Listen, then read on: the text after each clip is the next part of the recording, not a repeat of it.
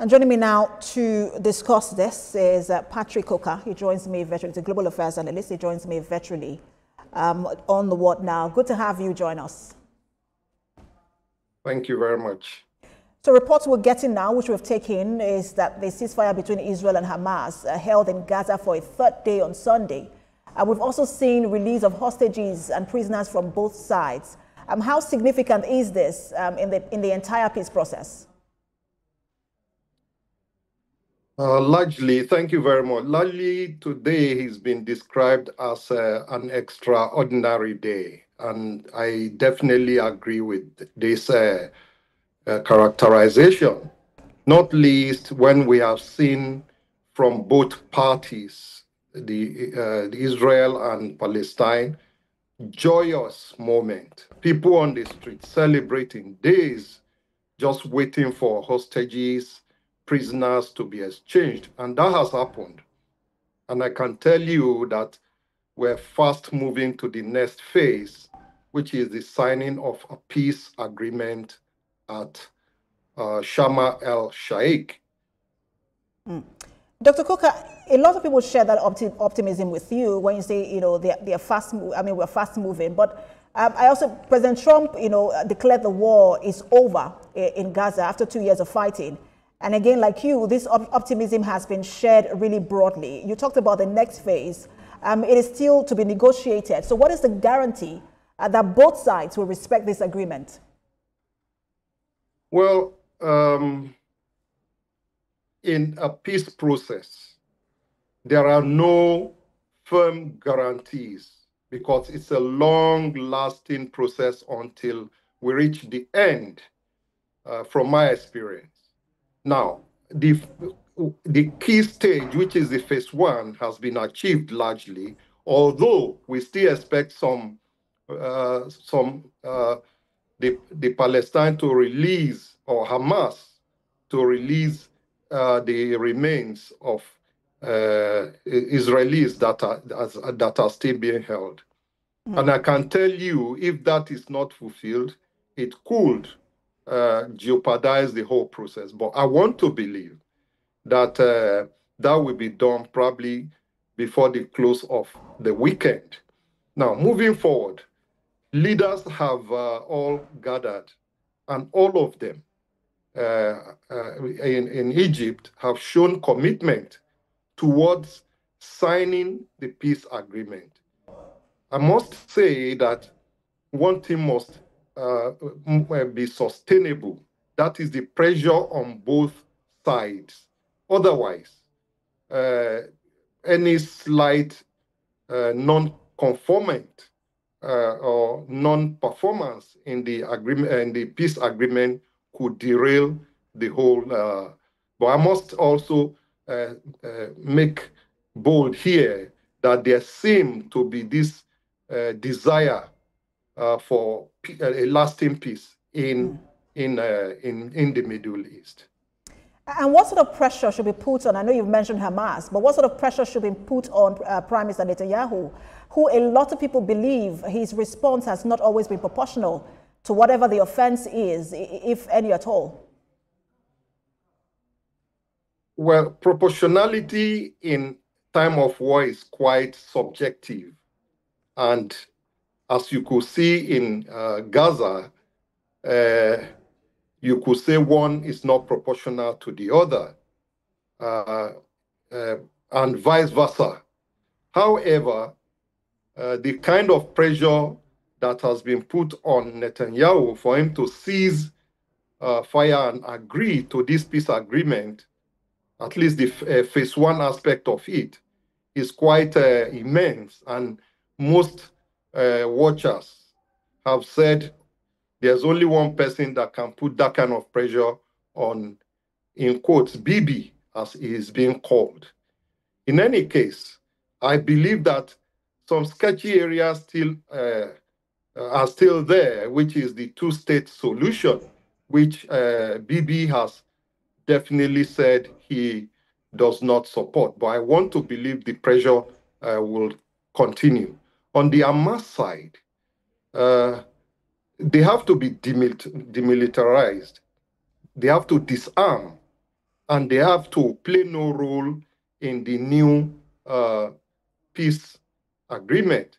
If they will agree to this, is yet to be seen. And I can assure you that the Arab world or the Gulf states will have a big role to play here. Reconstruction of Gaza and indeed the whole of the Palestine is another big issue. So pressure must and be Dr. put Coker, on the... we'll come to that because it's really critical. The peace plan mentioned it in passing, not so much detail, and I would like us to talk about that. That's the reconstruction of Gaza. And when we return, but we'll take a break now. We'll just put you on hold. And when we return, we'll continue the conversation. Stay with us, everyone. Thank you. Thanks for staying with us. You're watching What Now? We're staying on the issues in the Middle East, where Israel has released about 2,000 Palestinian prisoners to Palestine, and then Hamas has released 20 hostages to Israel. Let's just bring you scenes from the hostage and prisoner release in between both countries, or between both sides. At Hostages Square in Tel Aviv, cheers erupted in the early morning hours as the first news broke. 7 hostages had been handed over to the Red Cross in Gaza. In a coordinated operation, the International Committee of the Red Cross collected the first group of hostages from a handover point in Khan Yunis. Among them was Guy Gilboa Dalal. Back in Israel, families waited at the Reim military base near the Gaza border. Helicopters landed one by one, carrying hostages to safety. Israel's emergency service had teams and helicopters on standby, ready to transport hostages needing urgent medical care directly to hospitals. Each freed hostage was given a kit prepared by the Israeli government, including clothes, devices, and a personal handwritten note from the Prime Minister Benjamin Netanyahu and his wife Sarah. Meanwhile, in the West Bank, hundreds of Palestinian detainees were also released. But in Ramallah, scenes are subdued. Families have been instructed not to wave flags or hold public celebrations. The ceasefire also brought a surge of aid. Food, gas and medicine reached parts of the Strip for the first time in months. Desperate families rushed towards convoys as they arrived in Khan Yunis. Meanwhile, world leaders arrived in Egypt for a summit aimed at ending the war. President Trump, credited for brokering the ceasefire, said a new board of peace would soon be established to oversee Gaza's recovery. It was a day many thought might never come, and one that brought joy, pain, and hope in equal measure. Now that all living hostages have been released, the ceasefire now enters its most fragile phase, the search for lasting peace. Baraka Agberemi, TVC News. Well, let's get back to that conversation with former spokesperson, UN Mission in Sierra Leone, Dr. Patrick Coker, who has been standing by for us. Thank you so much, Dr. Coker, for standing by. Thank you very much. So we're talking about the optimism in terms of how long this will last. And you mentioned, you shared that optimism, President Trump does. There are others who also, share that optimism. But for those who do not share this optimism, like we saw in the interruption of President Trump by a member, he's a lawmaker as well, of Knesset, Ayman Odeh, he says without the recognition of a Palestine state, for him, this is just temporary peace. And there are others who also believe that if you want to have lasting peace, then a Palestine state should be recognized.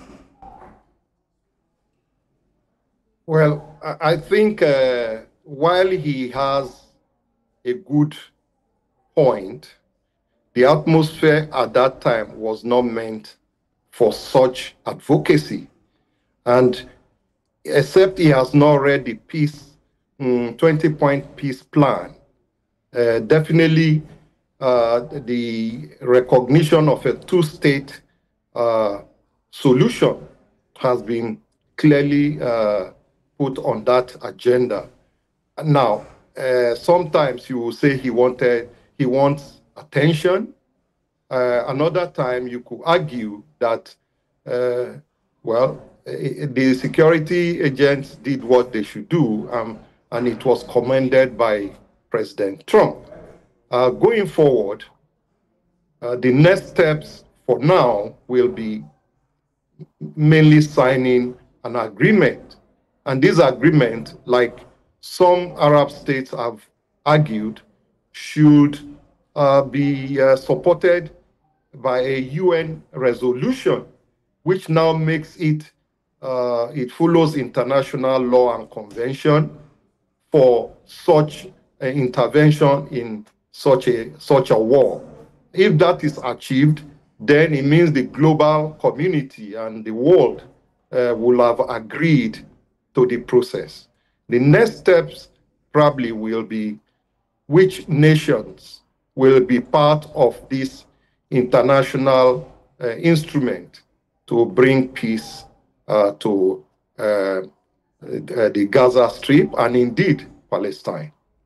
Let's talk more broadly about the Middle East. President Trump has told Israeli lawmakers, he called it the historic dawn of a new Middle East. The occasion would represent, and for him, the occasion would represent not only the end of a war, but also the possibility of a new age for what will soon be, this, I'm quoting him, a magnificent region. Remember, in his first tenure, he was highly commended for the Abraham Accords. But now, with the current situation of things, what are the prospects for peace in the region? Well, I must say that we are actually getting to the end of the crisis in the Middle East. If you imagine where we came from the time we had the wars by Arab states, some Arab states, indeed neighboring states, against Israel, and the several crises and the Hamas and the support from Iran and other countries to Hamas and Hezbollah. But I must say that from that end to this stage, most of the Arab states have discovered that there needs to be peace in the sub-region, and for there to be peace, then the kind of crisis between and within Israel and those states have largely diminished to the extent that many of the Arab states are even encouraging Hamas not to pursue the path of war. And indeed, they have also committed to rebuilding Gaza, and indeed the other side, the West Bank, as it were. For me, the most thorny part will be the two-state solution. However, the peace process must come with a lot of internal structures. For example, post-war governance, reintegration of Hamas into the civilian world, humanitarian aid, and indeed building institutions for Gaza. All the support must be garnered and assembled by Arab states to make sure that region is safe. Interesting and points you made there. Thank you so much for your time. As always, former spokesperson, UN Mission in Sierra Leone, Dr. Patrick Coker. Thank you very much. All right, before we go, let's bring you updates from other trending stories across the world. Now, after Sunday's presidential election in Cameroon, all eyes are on 92-year-old President Paul Biya, the world's oldest head of state, who is seeking another 7-year term.